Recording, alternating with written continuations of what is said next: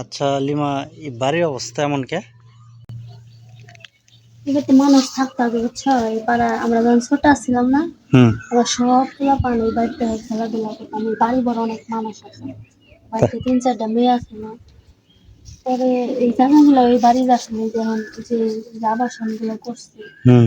এই জায়গাগুলো এই বাড়িওয়ালার আছে না। পরে যখন সরকারের জায়গা নিয়ে গেল না, কিন্তু অনেক মুরগির খামার টামার আসছিল, কোয়েল পাখির খামার আসছিল, মুরগির খামার আসছিল।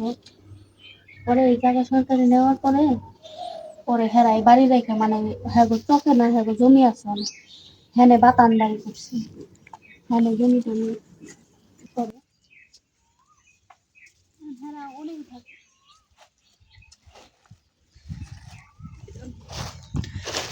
তাহলে এই বাড়িতে এখন মানুষ থাকে না? কত বড় বাড়ি, মানুষ থাকে না না? কত বড় জাম গাছ জানলা সেটা দুইটা দুই সাইডে পুকুর দিকে। বিশাল। এই যে কত জাম পায়রা করে খাইছে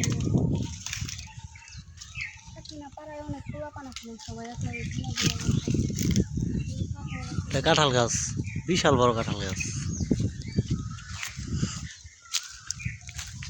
এই বাড়িতে কি আগে মুরগি পালতো না? মুরগি, মুরগির খামার আছিল। মুরগির খামার, কোয়েল পাখি পালতো। কোয়েল পাখি মুরগি না? হয় যেটাও তো খামার করে এখন পালে না? না এখন পালে। হেরা যে চকে বাড়ি করছে না ওই বাড়িতে, ওই বাড়িতে পালে। দেখো ওই আর বাড়ি ঘর কেমন হয়েছে, ও বারান্দা। অনেক পুরাতন বাড়ি, দেখলে বোঝা যায় অনেক মানুষ সুন্দর। থাকলে মানে এতটা পুরাতন হতো না, মানুষ থাকে না এর লিগে মনে করে যে পুরাতন হয়ে গেছে।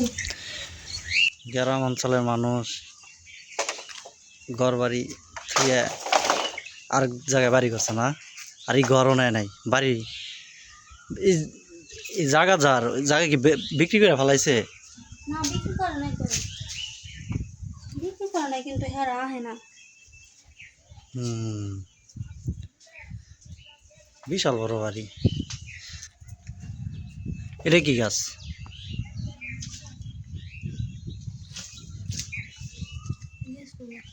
লিচু।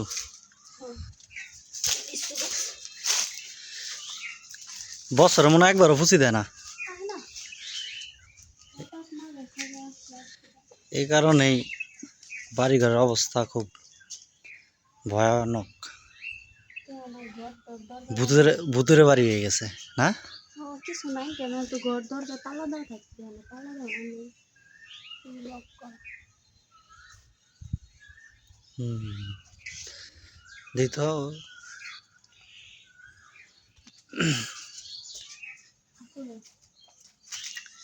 এটা কি টিবল? চল চলো চল মানে ঠিক ভালো লাগছে।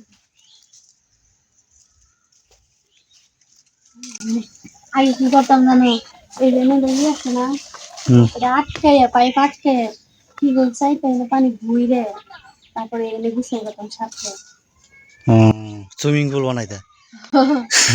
সবাই মিলে এই যে পানিতে ভরতাম বইরা এনে বই বই গুছিয়ে যেতাম। নদী বলে নিচে বইতো, আরেকজনে চাপতো মাথায় পানি ধরতো, আচ্ছা, গুছিয়ে যেতাম। বুদ্ধি আছে তোমার। পাখিগুলো নাকি কত কথা বলতে দেয়।